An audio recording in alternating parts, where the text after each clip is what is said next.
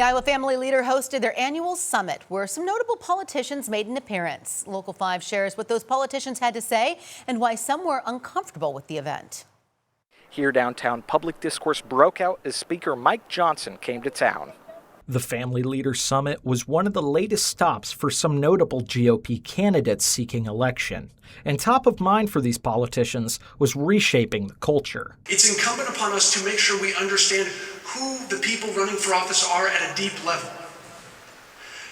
And I believe that if you do not get the culture right, you will never get the policy right. I can promise you this. With every vote I cast on behalf of Iowa, I will hold our values close to my heart. How the politicians defined Iowa values was a key talking point. The key speaker was U.S. House Speaker Mike Johnson.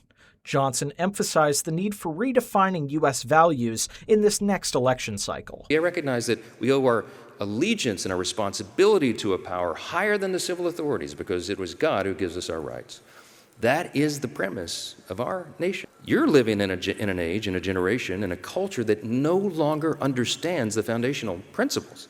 The summit was faith-based as much as it was political. The Family Leader went as far to say that they see their work as ministry first, politics second, something that made protesters with the Iowa atheists and free thinkers very uncomfortable.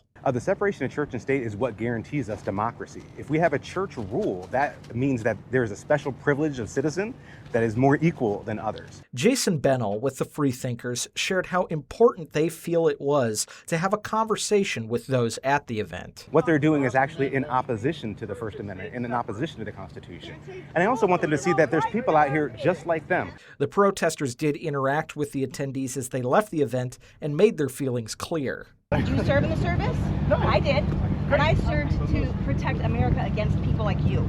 In Des Moines, Brandon Wynn, Local 5 News.